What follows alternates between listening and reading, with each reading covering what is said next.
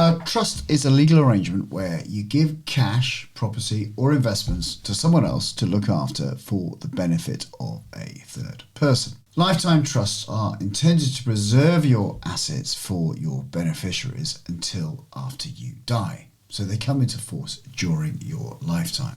Lifetime trusts started out as a popular way to reduce your tax bill on assets that you leave to your children or to your grandchildren after your death. But changes in the tax laws means that that's no longer the case. Despite being marketed as asset protection trusts or family protection trusts, assets in a lifetime trust are still subject to income tax, inheritance tax, and capital gains tax. I recently read about a number of cases where people have been sold lifetime trusts on the pretense that they will offer tax benefits. So I'll explain how they're treated for tax purposes in this video. As with all trusts, the person managing the trust is known as the trustee, and in essence they become the legal owner of the assets in the trust and are responsible for what happens to those assets after the settlor, that's the person who sets up the trust, dies. The cases I was reading about involve people putting their home into a lifetime trust and giving the role of a trustee to an organisation that sadly then went into liquidation.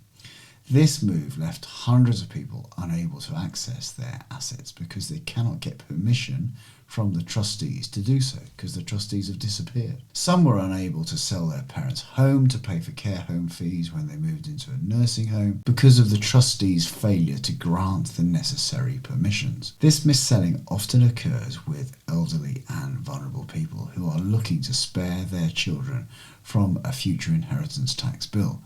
But unfortunately, using a lifetime trust will never achieve this goal. Let's explore the tax rules. If you gift your house, for example, to a lifetime trust, it can attract inheritance tax if it's worth more than the nil rate band, which is currently $325,000. This is in September 2022. Your trustees may also face an immediate 20% charge on any balance over £325,000, including gifts made in the previous 7 years, and they must submit tax accounts to HMRC.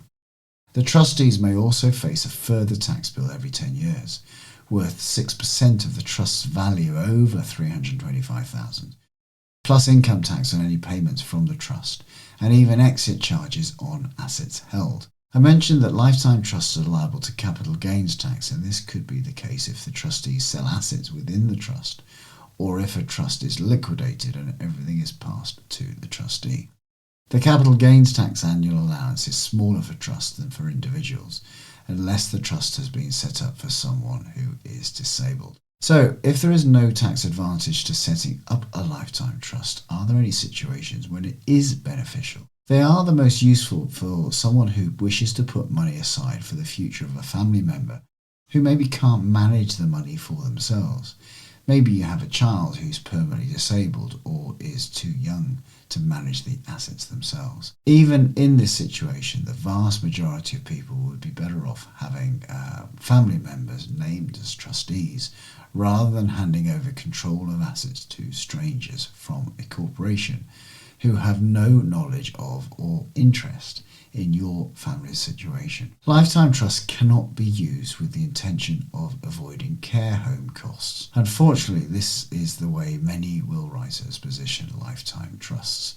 The reality is that local authorities may regard this arrangement as a deliberate deprivation of assets, and I have a video on this topic which you'll find a link into in the description below. If you do try and use a lifetime trust for this purpose, your local authority may assess you as if you still owned the property during the financial assessment, so you're unlikely to qualify for financial support. It's difficult to know who to trust when it comes to trusts, will writing and estate planning, because there are no restrictions on who can supply these services. There are, however, recognised professional bodies that you can check whether an organisation is a member of. The two main ones are STEP, the Society of Trust and Estate Planners, and the Association of Corporate Trustees, or TACT for short. I've added links to the description below so you can check those out if you want. It's also worth bearing in mind that a qualified solicitor who often provides this kind of advice are required to comply with the strict rules of the Solicitors Regulation Authority.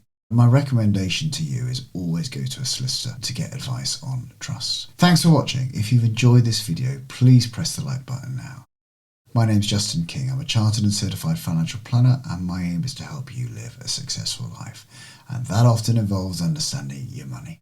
I host a podcast called the Retirement Cafe Podcast. You might like to tune into that.